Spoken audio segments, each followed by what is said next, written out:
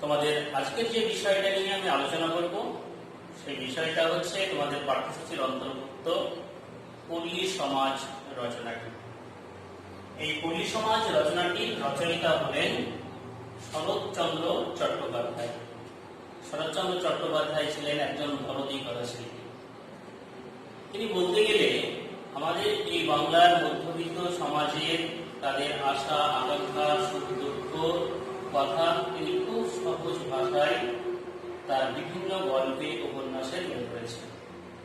তার উল্লেখযোগ্য গল্পগুলির মধ্যে হল বিন্দু ছেলে পল্লী সমাজ, শ্রীকান, গৃহদাহ, পল্লী সমাজ ইত্যাদি, বড় দিদি। তার উল্লেখযোগ্য উপন্যাস আমাদের যে পাঠ্য পল্লী সমাজ রচনাটি, এই রচনাংশটি নেওয়া হয়েছে ওনার পল্লী সমাজ উপন্যাস থেকে। তাহলে পল্লী সমাজ এই রচনাংশটি নেওয়া হয়েছে পল্লী সমাজ উপন্যাস থেকে। পল্লী সমাজ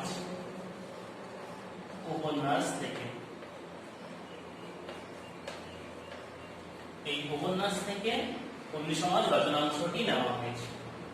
এই পল্লী সমাজ রচনাংশে আমরা পাবো যে চরিত্রগুলির কথা আমরা পাবো সেটা হচ্ছে রমা, রমেশ, বেণী ঘোষাল, আকবর ইত্যাদি ব্যক্তির কথা আমরা পাবো। পল্লী সমাজ অর্থাৎ গ্রাম জীবনের কথা।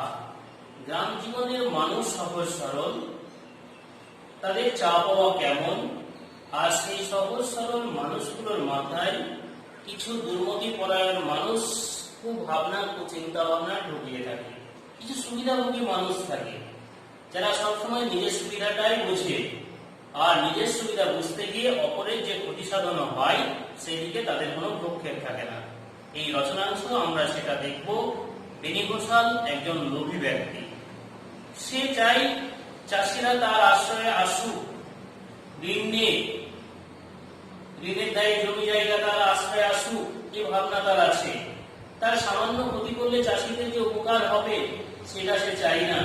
সেই সঙ্গে চাষিদের উপকারে পাশে দাঁড়াবে এমন মানুষকেও তিনি কুমন্ত্রণা দেন। আমরা দেখব বেণী ঘোষাল রমাকেও চাষিদের উপকারে বাধা দিয়েছে।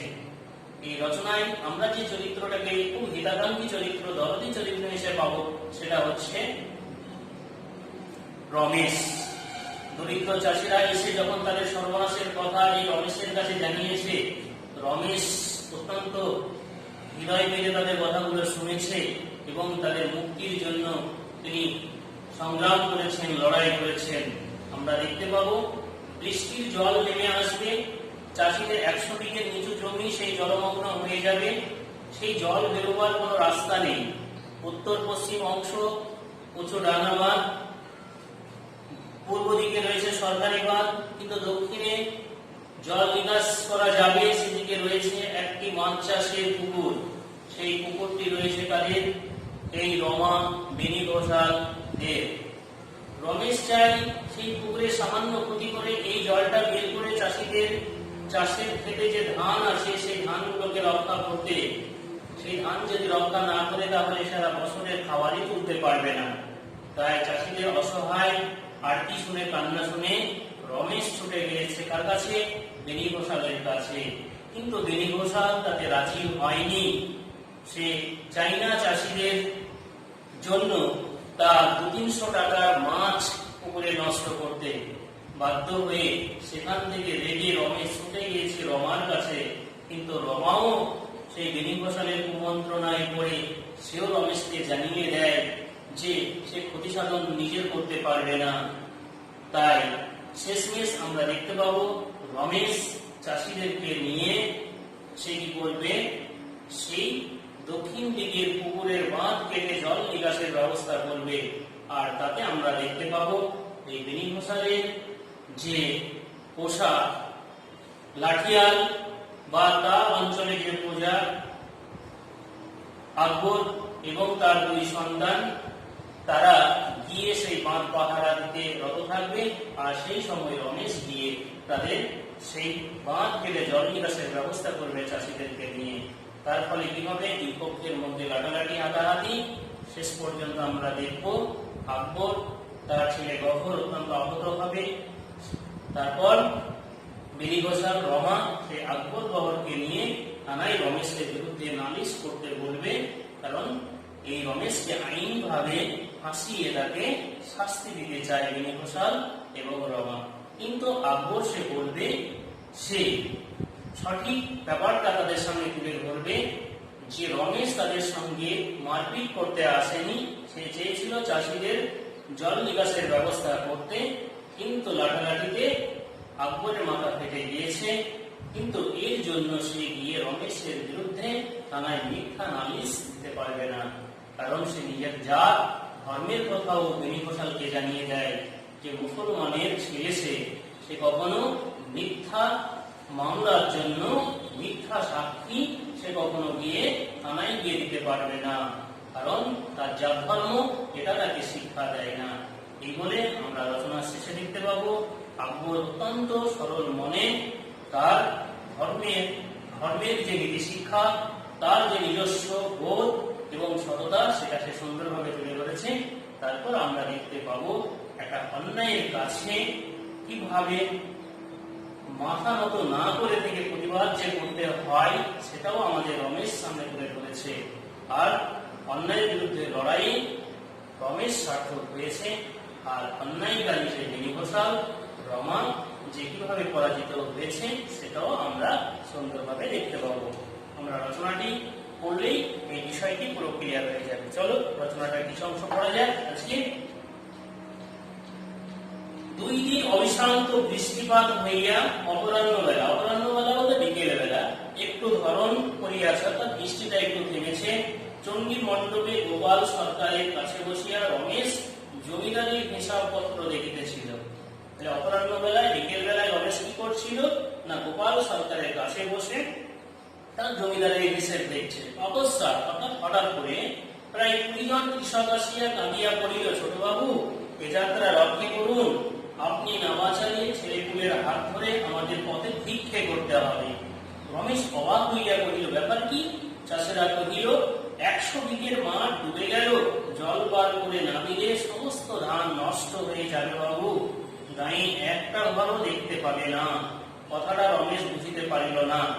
গোপাল সরকার তাহাদের 2-1টা প্রশ্ন করিয়া ব্যাপারটা রমেশকে বুঝাইয়া দিল। 100 বিঘের মাঠটাই এই গ্রামের একমাত্র ভরসা, সমস্ত চাষিদেরই কিছু কিছু জমি তাহাতে আছে। ইহার পূর্বধারে সরকারি প্রকাণ্ডবান, পশ্চিম উত্তর অংশে রয়েছে উচ্চ গ্রাম, দক্ষিণ ধারে বাঁধটা ঘোষাল ও মকর জেলে।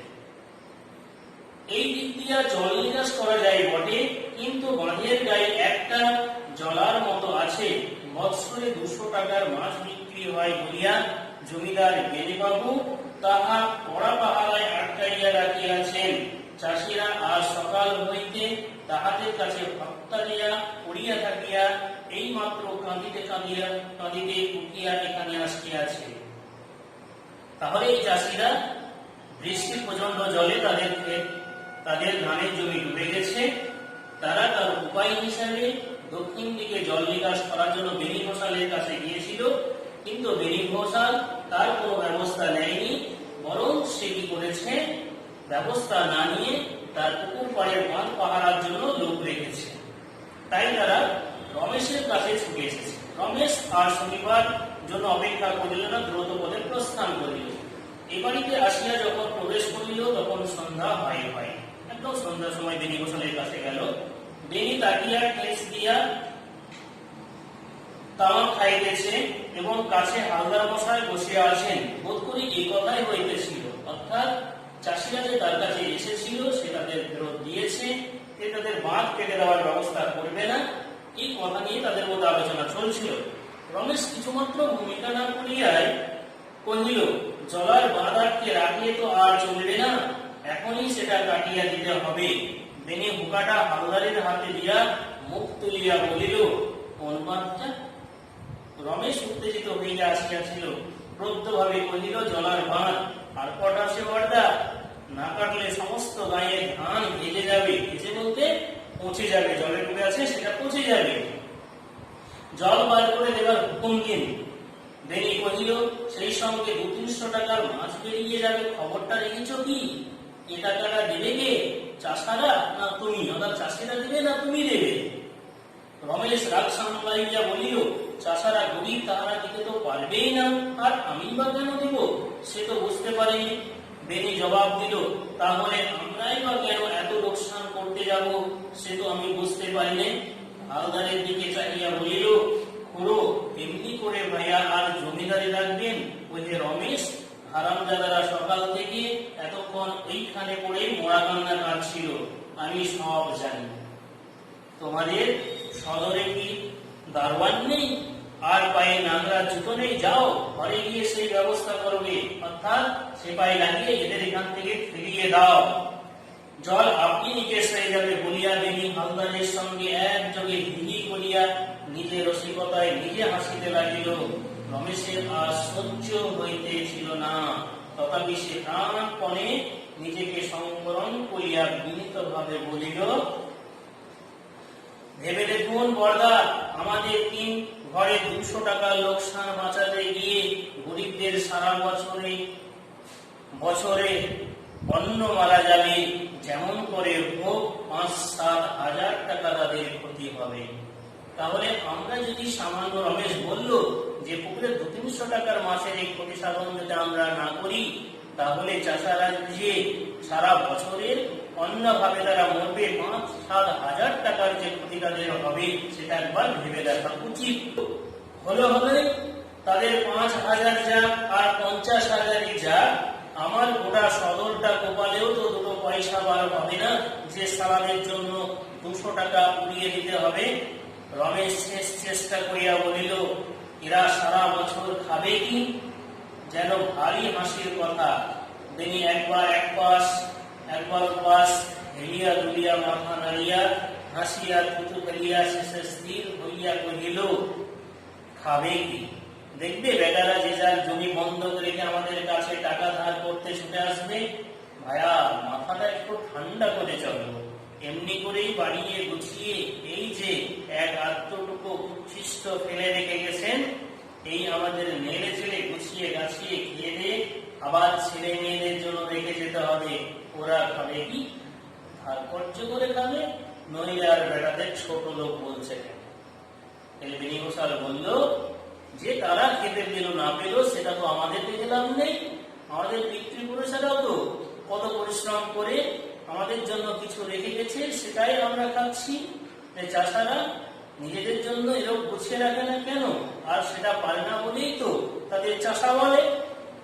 ঘৃণায়, লজ্জায়, ক্রোধে, ক্ষোভে রমেশের চোখ মুখ উত্তপ্ত হইয়া উঠিল, কিন্তু কণ্ঠস্বর শান্ত রাখিয়া বলিল, আপনি যখন কিছুই করবেন না বলে স্থির করেছেন, তখন এখানে দাঁড়িয়ে তর্ক করে লাভ নেই।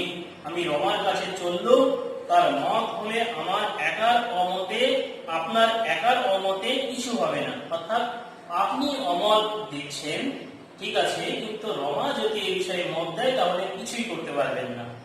বেনি মুখ গম্ভীর হইল, বলিল, বেশ, গিয়ে দেখো ওকে, তার আমার মত ভিন্ন নয়। অর্থাৎ বেনি রমেশকে জানিয়ে দিল যে রমার মত আর আমার মত একই, আমরা এই কারোই সামান্য ক্ষতি করতে পারবো না এই চাকাদের জন্য।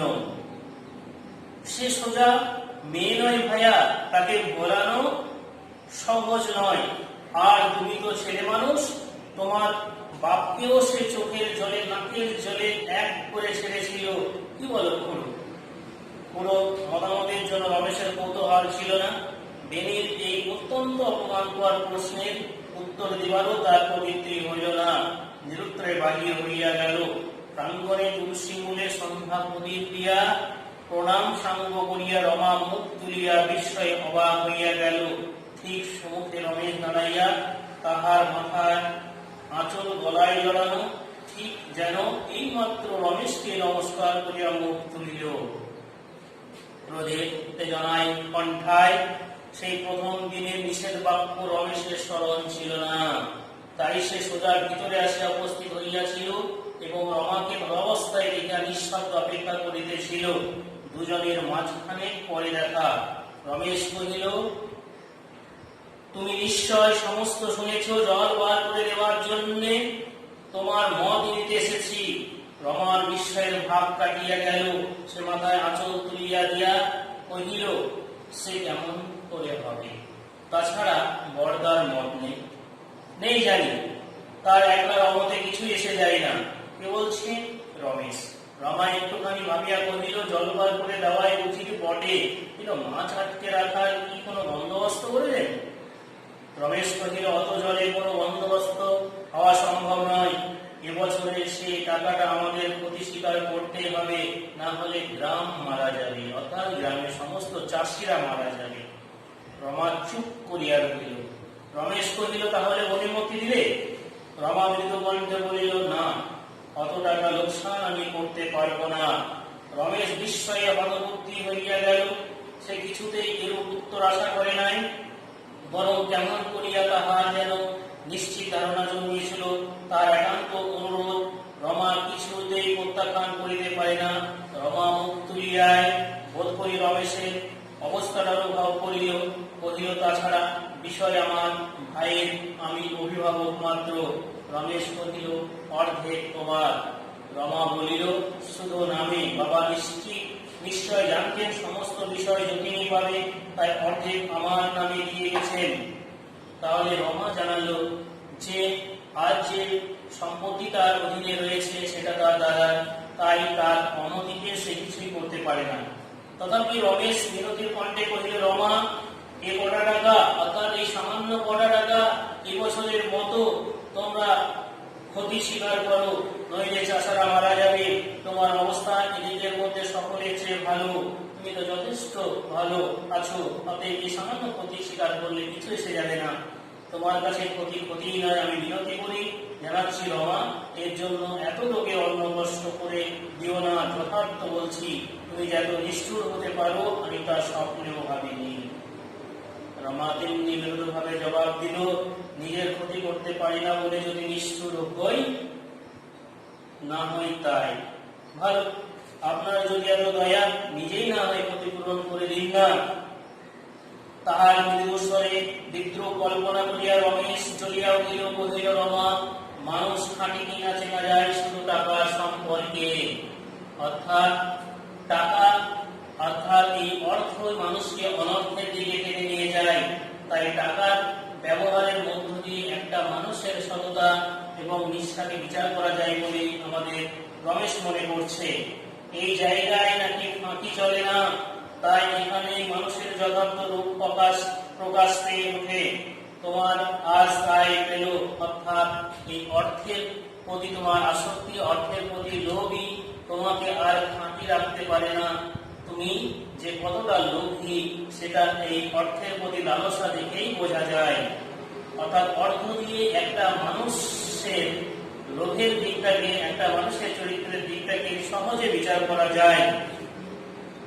চিরকাল ভেবেছি তুমি এর চেয়ে অনেক উঁচুতে, কিন্তু তুমি তা নও। তোমাকে নিষ্ঠুর বলাও ভুল, তুমি নিজ, তুমি অতি ছোট। এই বলে রমেশ রমাকে অপমান করল। অসহ্য বিস্ময়ে রমা দুই চোখ বিস্ফারিত করিয়া কহিল, কি আমি? রমেশ কহিল, তুমি অত্যন্ত নিজ, তুমি যে কত ব্যাকুল হয়ে উঠেছি সে তুমি টের পেয়েছো বলেই আমার কাছে ক্ষতিপূরণের দাবি করছো, কিন্তু বড়দাও মুখ ফুটে কথা বলতে পারেনি। পুরুষ মানুষ হয়ে তার মুখে যা বেঁধেছে, স্ত্রী লোক হয়ে তোমার মুখে তা আটকালো না। আমি এর চেয়েও বেশি ক্ষতিপূরণ করতে পারি, কিন্তু একটা কথা আজ তোমাকে বলে দিচ্ছি রমা, সংসারে যত পাপ আছে, মানুষের দয়ার উপর জুলুম করাটা সবচেয়ে পাপ। আজ মানুষ তোমার কাছে প্রার্থনা করছে তাদের এক বছরের খাবার যাতে নষ্ট না হয়, তুমি তাদের উপর জুলুম করছো। অর্থাৎ রমা যে কত বড় পাপী সেটা এই কথার মধ্য দিয়েই তুলে ধরছেন রমেশ। আজ তুমি তাই করে আমার কাছে টাকা আদায়ের চেষ্টা করছো। রমা বিহ্বল হতবুদ্ধির ন্যায় ফেল করিয়া চাহিয়া রইল। একটা কথাও তাহার মুখ দিয়া বাহির হইল না। রমেশ তেমনি শান্ত, তেমনি দৃঢ় কণ্ঠে কহিল, আমার দুর্বলতা কোথায়? সে তোমার অগোচর নেই বটে, কিন্তু যেখানেই পাপ দিয়ে আর এক বিন্দু রস পাবে না তা বলে দিয়ে দিচ্ছি। আমি কি করবো তাও এই সঙ্গে জানিয়ে দিয়ে যাই। এখনই জোর করে বাঁধ কাটিয়ে দেব, তোমরা পারো আটকাবার চেষ্টা করো গে। বলিয়া রমেশ সরিয়া যায়, রমা ফিরিয়া ডাকিল, আহ্বান শুনিয়া রমেশ নিকটে আসিয়া দাঁড়াইতে রমা কহিল, আমার বাড়িতে দাঁড়িয়ে আমাকে যত অপমান করলেন আমি তার একটারও জবাব দিতে চাইনি, কিন্তু এই কাজ আপনি কিছুতেই করবেন না। রমেশ প্রশ্ন করিল, কেন? রমা কহিল, কারণ এক অপমানের পরেও আমার আপনার সঙ্গে বিবাদ করিতে ইচ্ছে করে না। তাহার মুখে যে কিরূপ অস্বাভাবিক পাণ্ডুর হইয়া গিয়াছিল কথা কহিতে ঠোঁট কাঁপিয়া গেল, তাহা সন্ধ্যার অন্ধকারে রমেশ লক্ষ্য করিতে পারিল।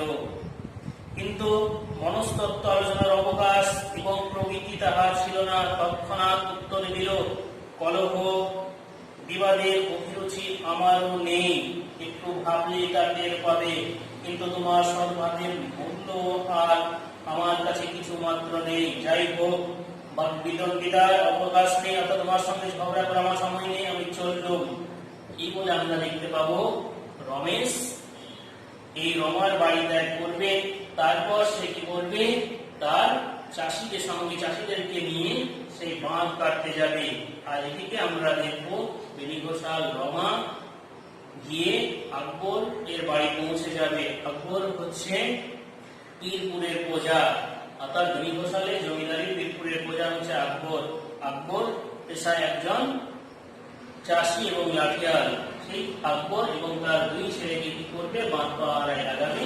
আর এদিকে রমেশ কি করবে? তার সঙ্গে চাষিদেরকে সঙ্গে নিয়ে সেই বাঁধ কাটতে যাবে। দুই পক্ষের সঙ্গে তুমুল হাতাহাতি লাঠালাঠি। তারপর আমরা শেষমেশ দেখতে পাবো, একবারে শেষে গিয়ে আমরা দেখতে পাবো যে বেনি ঘোষাল কি করবে? এই আকবরকে নিয়ে এবং তার ছেলেদেরকে নিয়ে থানায় গিয়ে নালিশ করতে যাবে। সে অংশটা আমি কিছুটা পড়ছি, তোমরা দেখো। তাহারা তিন বাপ বেটায় একেবারে একসঙ্গে হাত তুলিয়া উঠিল। আকবর কর্কশ কণ্ঠে কহিল, খবরদার বড়বাবু, বেঈমান কইও না।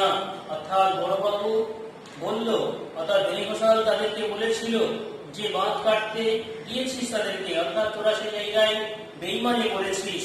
সঙ্গে সঙ্গে তার প্রতিবাদ জানিয়ে কি বললো আকবর, যে আমাদের বেঈমান করো না, মোরা মুসলমানের ছেলে, সব সইতে পারি, ও পারি না। অর্থাৎ মুসলমানের ছেলে, ঈমান নিয়েই আমাদের যার ধর্ম, আমরা কোনো কাজে বেঈমানি করি না।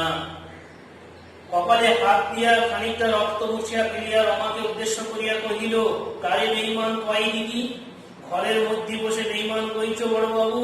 চোখে দেখলি জানতে পারতে ছোটবাবু কি? অর্থাৎ বাঁধ কাটার সময় যে লড়াইটা হয়েছিল সেটা যদি দেখতে, যে কি করে আমরা বাঁধটাকে রক্ষা করার চেষ্টা করেছি, তা সত্ত্বেও ছোটবাবু সেটা করেছে, সেটা দেখলে আর আমাদের বেঈমান কইতে না। বেনি মুখ বিকৃত করিয়া কহিল, ছোটবাবু কি? তাই থানায় গিয়ে জানিয়ে আয় না। বলবি তুই বাঁধ পাহারা দিচ্ছিলি, ছোটবাবু চড়াও হয়ে তোকে মেরেছে। আকবর জিভ কাটিয়া বলিল, তোবা, দিনকে রাত করতে বলো বড়বাবু। অর্থাৎ বাঁধ কাটতে গিয়ে হাতাহাতি হয়েছে, সেখানে ছোটবাবু লাঠি ঘোরাতে গিয়ে লেগেছে, সে তো ইচ্ছা করে মারেনি। তাই তার বিরুদ্ধে গিয়ে থানায় বলবো যে আমাকে সে মাথা ফাটিয়ে দিয়েছে, এটা আমি পারবো না। বেনি কহিল, না হয় আর কিছু বলবি? আজকে যখন দেখি আইনা, কাল ওয়ারেন্ট বার করে একেবারে হাজতে করব। রমা, তুমি ভালো করে আরেকবার বুঝিয়ে বলো না, এমন সুবিধে যে আর কখনো পাওয়া যাবে না। অর্থাৎ রমেশের বিরুদ্ধে এরকম অভিযোগ হয়তো আর পাওয়া যাবে না, তার বিরুদ্ধে হয়তো আমরা মামলা করার শাস্তি দিতে পারবো না। এই সুযোগ, সেই সুযোগটাকে ব্যবহার করতে চাইছে। রমা কথা কহিল না, শুধু আকবরের মুখের প্রতি একবার চাহিল। আকবর ভাই নাইয়া বলিল, না দিদি ঠাকুরন, ও পারবো না। বেনি ধমক দেয়া কহিল, পারিবি না কেন? এবার আকবর চেঁচাইয়া কহিল, কি কও বড়বাবু, শরম নেই মোর? পাঁচখানা গাঁয়ের লোকে মরে সর্দার পাই না। দিদি ঠাকুরান, তুমি হুকুম করলে আসামি হয়ে জেল খাটতে পারি, কৈদি হব কোন কালাও নিয়ে? রমা মৃদু কণ্ঠে একবার কহিল, পারবে না আকবর? আকবর সবেগে মাথা নাড়িয়া বলিল, না দিদি ঠাকুরন, আর সব পারি, শহরে গিয়ে গায়ের চোট দেখাতে পারি না। ওরে গহর, এবার ঘরকে যাই, মোরা নালিশ করতে পারব না বলিয়া তাহারা এবার উপক্রম করিল। বেনি ক্রুদ্ধ নিরাশায় তাহাদের দিকে চাহিয়া দু চোখে অগ্নি বর্ষণ করিয়া মনে মনে অকথ্য গালিগালাজ করিতে লাগিল এবং রমার একান্ত নিরুদ্যম স্তব্ধতার কোন অর্থ বুঝিতে না পারিয়া কোষের আগুনে পুড়িতে লাগিল। সর্বপ্রকার অনুনয় বিনয় ভৎসনা ক্রোধ উপেক্ষা করিয়া আকবর আলী ছেলেদের লইয়া যখন বিদায় হইয়া গেল, রমার বুক চিরিয়া একটা দীর্ঘশ্বাস বাহির হইয়া অকারণে তাহার দুই চক্ষু অশ্রু প্লাবিত হইয়া উঠিল। আজিকার এত বড় প্রমাণ তাহার সম্পূর্ণ পরাজয়েও কেন যে কেবলই মনে হইতে লাগিল। তাহার বুকের উপর হইতে একটা অতি গ্রভার পাষাণ নামিয়া গেল। ইহার কোন হেতুই সে খুঁজে পেল না। বাড়ি ফিরিয়া সারা রাত্রি তাহার ঘুম হইল না। সে তারকেশ্বরের সম্মুখে বসিয়া খাইয়াও ছিল, নিরন্তর তাহাই চোখের ওপর ভাসিয়া বেড়াইতে লাগিল এবং যতই মনে হইতে লাগিল সেই সুন্দর সুকুমার দেহের মধ্যে এত মায়া এত তেজ কি করিয়া এমন স্বচ্ছন্দে শান্ত হইয়াছিল, ততই তাহার চোখের জলে সমস্ত মুখ ভাসিয়া যাইতেছিল।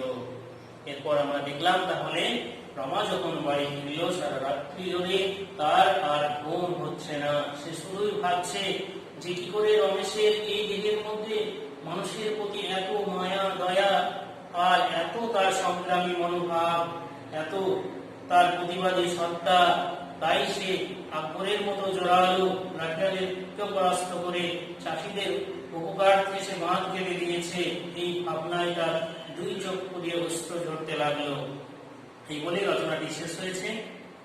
এবার আমরা প্রশ্নের দিকে যাই। তোমরা বাড়ির যে কাজগুলো করবে সেগুলো হচ্ছে 2 দাগের আর 3 দাগের প্রশ্নগুলো করে আসবে। তাহলে বাড়িতে কোনগুলো করবে? 2 আর 2 এবং 3, এই 2 দাগের প্রশ্নগুলো। 2 দাগের প্রশ্নগুলো দেখো। গোপাল সরকারের কাছে বসে রমেশ কি করছিল? তোমরা পারবে, জমিদার হিসাবপত্র করছিল। গ্রামের একমাত্র ভরসা কি ছিল? 100 বিঘে জমি। বোধ করে এই কথাই হইতেছিল। কোন কথা বলা হয়েছে? ওই যে চাষাদের 100 বিঘে মাঠ জলে ডুবে গেছে, তারা এসেছে জল নিকাশের ব্যবস্থা করতে বেনিঘোষালের কাছে, কিন্তু বেনিঘোষাল তাদেরকে সেখান থেকে বাড়ি চলে যেতে বলেছে যে সে মাছের চাষের পুকুরে 200-300 টাকার মাছ সে নষ্ট করতে পারবে না। এই কথা নিয়ে সে হালদারের সঙ্গে আলোচনা করছিল। রমা আকবরকে কোথায় পাহারা দেওয়ার জন্য পাঠিয়েছিল? রমা আকবরকে বাঁধ পাহারা দিতে পাঠিয়েছিল। পারিবে না কেন? উদ্দিষ্ট ব্যক্তি কোন কাজটি পারবে না? উদ্দিষ্ট ব্যক্তি এখানে হচ্ছে আকবর। সে থানায় গিয়ে নালিশ জানাতে পারবে না। 20 জন কৃষক রমেশের কাছে সে কেঁদে পড়ল। 20 জন কৃষক রমেশের কাছে কেঁদে পড়ল কেন? কারণ তাদের 100 বিঘের জমি বৃষ্টির জলে ডুবে গেছে, ধান তাদের জলে ভিজে যাবে, সারা বছরের ফসল তাদের নষ্ট হয়ে যাবে। তাই জল নিকাশি ব্যবস্থা করার জন্য তারা যখন বেনিঘোষালের কাছ থেকে প্রত্যাখ্যান হয়েছে তখন তার রমেশের কাছে এসে কেঁদে পড়েছে। রমেশ বেনিঘোষালের কাছে জল বার করে দেওয়ার হুকুম দেওয়ার জন্য অনুরোধ করলো কেন? চাষিদের সারা বছরের খাবার নষ্ট হয়ে যাবে, আর চাষিদের উপকার করতে যদি রমা রমেশ আর বেনির যদি 200-300 টাকা লোকসান হয় সেটা স্বীকার করাই ভালো বলে রমেশ বেনিকে অনুরোধ করেছে। বেনি জল বার করতে চাইনি কেন? কারণ 200-300 টাকার মাসের ক্ষতি বেনি কখনোই করতে চায়নি, অর্থাৎ অপরের উপকারের জন্য নিজের ক্ষতি সে কখনোই চায় না। ঘৃণায় লজ্জায় ক্রোধে ক্ষোভে রমেশের চোখ মুখ উত্তপ্ত হইয়া গেল কেন? রমেশ অর্থাৎ 200-300 টাকা সামান্য ক্ষতি না করে চাষিদের সারা বছরের অন্ন জলে ভিজে যাবে, পচিয়ে দেবে, এই সিদ্ধান্ত রমেশের মেনে